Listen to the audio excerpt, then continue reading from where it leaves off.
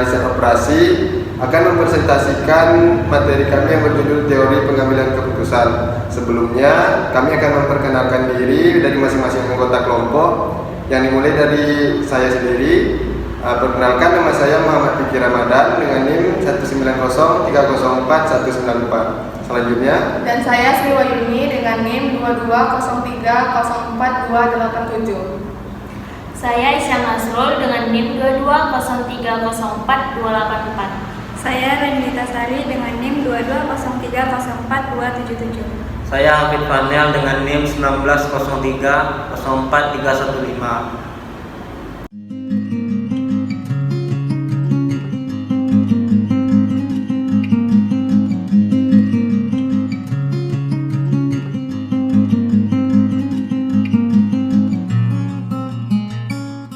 Pengambilan keputusan. Pengambilan keputusan adalah proses penyelesaian masalah yang dimulai dari identifikasi masalah, pengumpulan data atau informasi, analisis data sampai kepada diperolehnya kesimpulan dan rekomendasi. Seni menentukan suatu pilihan dari berbagai alternatif yang tersedia dengan memanfaatkan data dan pengetahuan serta alat bantu yang dianggap sesuai. Yang selanjutnya yaitu prosedur proses penyelesaian masalah dan pembuatan keputusan yang rasional. Prosedurnya itu yang pertama ada tetapkan masalahnya dan faktor-faktor yang mempengaruhinya. Yang kedua, konstruksikan kriteria keputusan dan tujuan. Yang ketiga, rumuskan hubungan antara tujuan variabel-variabel yang ada. Yang keempat, identifikasi dan evaluasi alternatif yang ada. Yang kelima, pilih alternatif terbaik. Dan yang terakhir yaitu laksanakan keputusannya. Selanjutnya, pengertian dari pengambilan keputusan. Teori keputusan merupakan pendekatan analitik untuk memilih alternatif terbaik atau cara terbaik untuk bertindak. Ini digunakan secara luas bukan saja di dalam manajemen, produksi dan operasional seperti analisis produk baru, tetapi juga digunakan untuk analisis apa saja yang berkaitan dengan pengambilan keputusan manajer. Jadi ada 4 macam situasi pengambilan keputusan. Yang pertama yaitu pengambilan keputusan di bawah kondisi kepastian. Dalam hal ini, pengambilan keputusan mengetahui dengan pasti konsekuensi atau hasil dari setiap alternatif keputusan yang dipilih. Yang kedua yaitu pengambilan keputusan di bawah kondisi ketidakpastian. Pengambilan keputusan tidak mengetahui probabilitas kejadian yang akan terjadi untuk tiap alternatif. Yang ketiga yaitu pengambilan keputusan di bawah resiko. Pengambilan keputusan mengetahui kemungkinan atau probabilitas akan terjadinya suatu kejadian atau konsekuensi dari setiap pilihan. Yang terakhir yaitu pengambilan keputusan dengan hierarki. Pengambilan keputusan dengan hierarki di sini didasarkan atas prioritas, di mana penyusunan prioritas itu memuat 3 prinsip. Prinsip menyusun hierarki, prinsip menetapkan prioritas, dan prinsip konsistensi logika. Jadi di sini kami hanya membahas 3 macam situasi pengambilan keputusan, yaitu pengambilan keputusan di bawah kondisi kepastian, yang kedua yaitu pengambilan keputusan di bawah ketidakpastian, dan yang ketiga yaitu pengambilan keputusan di bawah risiko. Pertama yaitu pengambilan keputusan dalam keadaan pasti. Soalnya yaitu Sonia adalah seorang mahasiswi yang memiliki anggaran rutin per minggu dan dituangkan ke dalam fungsi matematik berikut. AR sama dengan 10.000 X1 tambah 15.000 X2 ditambah 50.000 X3 ditambah 300.000 X4, di mana AR adalah anggaran rutin per minggu. X1 frekuensi pembelian bensin mobil dalam liter. X2 frekuensi pembelian makan per minggu. X3 frekuensi pembelian paket internet per minggu. X4 frekuensi pembelian skincare per minggu. Jika Sonia memilih alternatif pembelian bensin 30 liter per minggu, 14 kali makan per minggu, pembelian paket internet 1 kali per minggu, dan pembelian skincare 1 kali per minggu, maka ia pasti dapat mengetahui hasil putusan, yaitu AR sama dengan 10.000 dikali 30.000 15.000 dikali 14, 50.000 dikali 1, 300.000 dikali 1. Dari sini kita mendapatkan hasil 300.000 ditambah 210.000 ditambah 50.000 ditambah 300.000. Jadi totalnya adalah 860.000.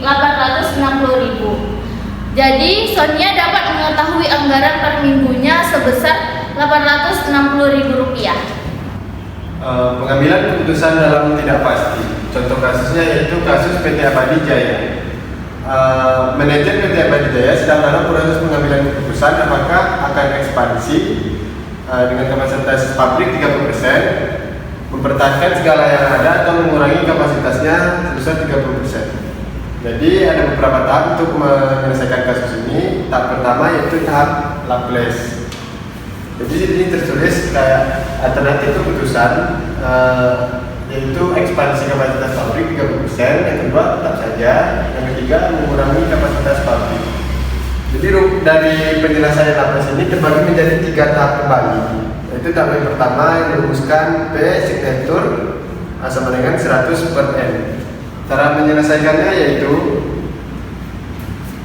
100 sesuai rumus 100 dibagi N dibagi N-nya itu diambil dari banyak kolom yang ada di tabel penyelesaian. Berarti N-nya ada 3, berarti dibagi 3 sama dengan 3,33% atau 1/3. Tahap yang kedua yaitu memasukkan hasil dari tahap pertama ke rumus tahap kedua. Di sini rumusnya, cara menyelesaikannya yaitu dengan mengalihkan semua angka-angka yang di dalam kolom dari ekonomi putih sampai penurunan krisis. Yang pertama kita akan mengalihkan 10 kali 1/3, yang kedua ini dikali 1/3, terus min 2 nya juga dikali 1/3. Kita masukkan angka 7 dikali 1/3, terus 2 dikali 1/3 tambah min 2 min 1 kali 1/3, terus 5 kali 1/3 tambah 1 kali 1/3 0,25 kali 1/.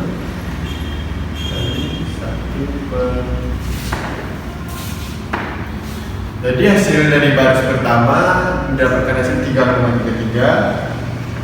Dari hasil yang baris kedua ini didapatkan hasil 2,66, dan dari yang baris ketiga kita dapatkan hasil 2,07. Dari semua ini, semua angka yang didapat, kita masukkan angka tertinggi di tahap ketiganya yaitu 3,3.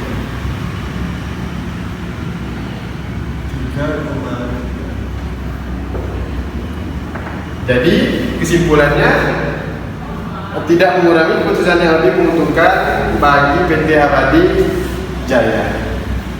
Tahap selanjutnya yaitu yang kedua maksimin.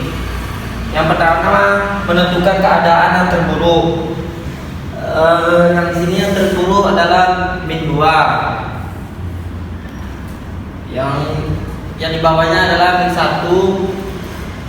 Yang di bawah lagi 0,25. Pemilihan yang kedua, keputusan yang penting yang paling menguntungkan bagi keadaan yang terburuk ialah 0,25. Selanjutnya tahap Harwich, di mana tahap ini kita mencari keputusan yang paling terbaik.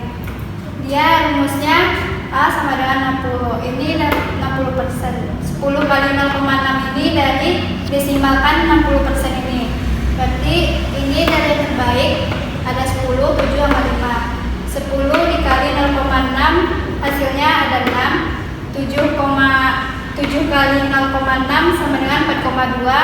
Dan yang kelima ada kali 0,6 sama dengan 3. Selanjutnya ada rumusnya 1 kurang A sama dengan 40%. Angkanya ini min 2 dari hasil penurunan atau krisis seperti min 2 dikali 0,4 sama dengan min 0,8. Yang kedua ada min 1 dikali 0,4 hasilnya min 0,4. Yang ketiga 0,25 dikali 0,4 hasilnya 0,1. Jadi hasil dari ukuran realization yang ini dijumlahkan dengan ini. Jadi 6 ditambah min 0,8 hasilnya 5,2. Yang yang ini 4,2 ditambah min 0,4 hasilnya 3,8. Yang ketiga 3 ditambah 0,1 hasilnya 3,1. Jadi keputusan yang paling terbaik dari ketiga ini yaitu 5,2. Jadi tahap yang kelima yaitu minimax regret. Ya, yang pertama kita akan menentukan nilai yang tertinggi setiap kolomnya. Yang pertama itu 10. Kita kurangi dari nilai kolomnya itu sendiri, yaitu 10 dikurang 10 sama dengan 0. Selanjutnya 10 dikurang 7 sama dengan 3. 10 dikurang 5 sama dengan 5. Selanjutnya kolom kedua yaitu nilai yang paling tertinggi ada 2, yaitu 2 dikurang 2 sama 0. 2 kurang 2 sama 0. 2 dikurang 1 sama dengan 1. Selanjutnya kita menentukan nilai yang paling tertinggi dari kolom ketiga yaitu 0,25 dikurang min 2 hasilnya 2,25. Yang selanjutnya yaitu 0,25 dikurang min 1 sama dengan 1,25 dan 0,25 dikurang 0,25 hasilnya 0. Di sini kita akan menentukan nilai maksimum regret yaitu 2,25. Nilai maksimum regret ini adalah nilai yang terbesar dari setiap barisnya. Selanjutnya dari baris yang kedua yaitu ada nilainya 3 dan yang terakhir yaitu adalah 5. Dari ketiga nilai ini nilai maksimum regret yang terkecil adalah 2,25. Yaitu pengambilan keputusan di bawah risiko. Contoh kasusnya, seorang produsen menghadapi dua pilihan tindakan, yaitu memasang iklan atau tidak dalam usaha meningkatkan hasil penjualan produknya. Dia menghadapi 3 kejadian tak pasti sehubung dengan situasi pasar yang dapat mempengaruhi penjualan, yaitu pasar maju, stabil, dan lesu, dengan masing-masing probabilitas 0,40, 0,30, dan 0,30. Kalau dia memilih memasang iklan, keadaan pasar maju bisa meraih keuntungan 80 juta, pasar stabil 50 juta, dan pasar lesu rugi 25 juta. Kalau dia memilih tidak memasang iklan, dalam keadaan ekonomi maju dia meraih keuntungan 50 juta, pasar stabil 30 juta, dan pasar lesu rugi 40 juta. Persoalannya yaitu buatlah matriks payoff dan dengan menggunakan kriteria harapan payoff terbesar. Keputusan atau tindakan apa yang harus dipilih? Yang pertama-tama yaitu kita menambahkan informasi terikat probabilitas yang terjadi. Pada pasar maju probabilitasnya yaitu 0,40. Kita isi di dalam tabel ini. Dan pasar stabil probabilitasnya 0,30. Pasar lesu probabilitasnya 0,30. Kemudian kita masukkan informasi mengenai iklan di pasar maju. Pada pasar maju, jika dia memasang iklan, dia dapat keuntungan 80 juta. Dan pada pasar stabil, jika dia memasang iklan, dia mendapat keuntungan 50 juta. Dan yang terakhir, pada pasar lesu rugi, jika dia memasang iklan, dia mendapat keuntungan minus 25 juta. Selanjutnya, kalau dia memilih tidak memasang iklan dalam keadaan pasar maju, dia meraih keuntungan 50 juta. Dan pada pasar stabil 30 juta. Yang terakhir yaitu pada pasar lesu rugi 40 juta.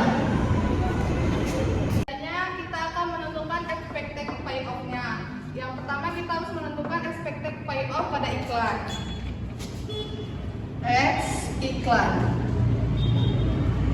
Cara penghitungannya yaitu 80 dikali 0,40 ditambah 50 dikali 0,30 dan yang terakhir min 25 dikali 0,3. Hasilnya yaitu 39,5. Selanjutnya kita akan mencari ekspektor tidak iklan.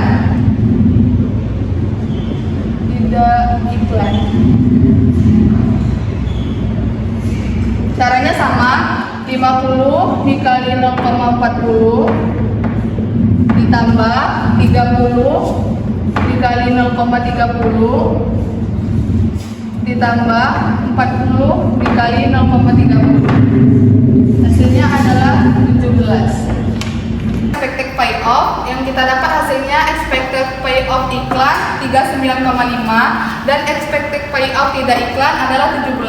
Selanjutnya kita akan memilih expected payoff-nya yang tertinggi untuk sebagai pilihan alternatif mana yang akan kita pakai. Jadi expected payoff yang tertinggi adalah 39,5. Jadi alternatif yang kita gunakan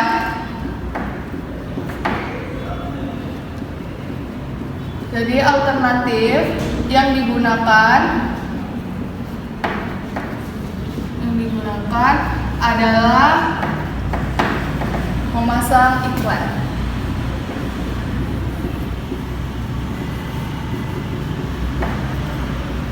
Jadi alternatif yang kita gunakan itu adalah memasang iklan. Sekian penjelasan dari kelompok kami. Kalau ada kesalahan kami mohon maaf. Terima kasih atas perhatiannya. Wassalamualaikum.